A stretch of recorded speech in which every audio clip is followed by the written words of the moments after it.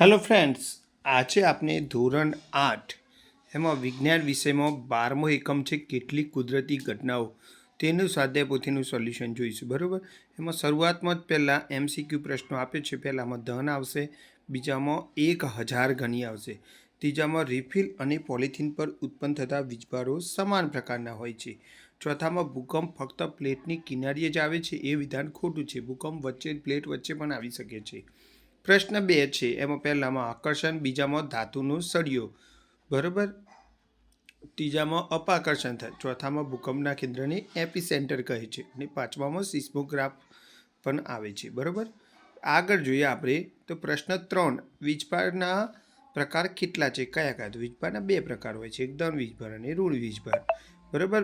પછી ભૂકંપની સૌથી વધુ જે શક્યતાઓ છે એવા 3 રાજ્યોના નામ કયા? બરાબર. તો એ આપણે આપેલા છે, કાશ્મીર, ગુજરાત અને રાજસ્થાન. એ રીતે આ 5 પ્રશ્નોના જવાબ તમારે લખવાના રહેશે. બરાબર. ત્યાર પછી સાચા અને ખોટા આપેલા છે. આમ તો બધા જ ખોટા છે, ખાલી 5મું એકલું સાચું આવે છે. ભૂકંપ તો પૂર્વાનુમાન ના કરી શકાય, એ વાત ખોટી છે. કોઈ દર ભૂકંપ આવે પહેલાં આપણે કેવી રીતે ખબર પડે? વીજભારિત ફુગ્ગાથી બીજો વીજભારિત ફુગ્ગો આકર્ષિત થાય ના, તો બંનેમાં સમાન વીજભાર હોય એટલે અપાકર્ષિત થાય. સમાન વીજભાર એકબીજાને અપાકર્ષે છે એટલે એ પણ ખોટું છે. વીજભારનું વહન ન થવાથી બલ્બ પ્રકાશિત ના થાય, પણ આમાં થાય છે લખ્યું એટલે એ પણ ખોટું છે. બરાબર. 5મું એકલું સાચું છે. ત્યાર પછી વૈજ્ઞાનિક કારણો છે. એમાં પહેલું કારણનો જવાબ આપણે આ રીતે લખવાનો રહેશે. બરાબર. ત્યાર પછી આગળ જોઈએ આપણે તો આ છે બીજું કારણ કે શિયાળામાં સ્વેટર કાઢતી વખતે તડતડ અવાજ થાય છે, તો એમાં પણ જવાબ આપણે આમાં આપેલો છે, એ રીતે આપણે લખીશું. ત્યાર પછી ત્રીજું કારણ છે કે ઊંચી ઇમારત પર વીજળીનો વાહક એટલે કે વિદ્યુત રક્ષક રાખવામાં આવે છે. બરાબર. તો એમાં જવાબ આપણે આ રીતે લખીશું.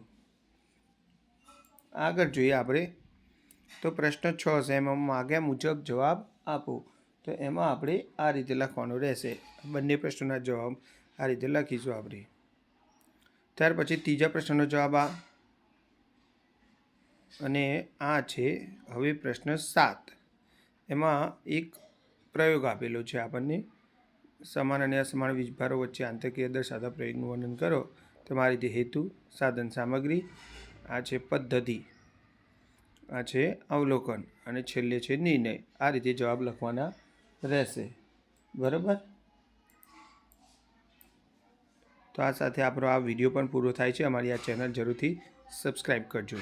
Okay, good bye.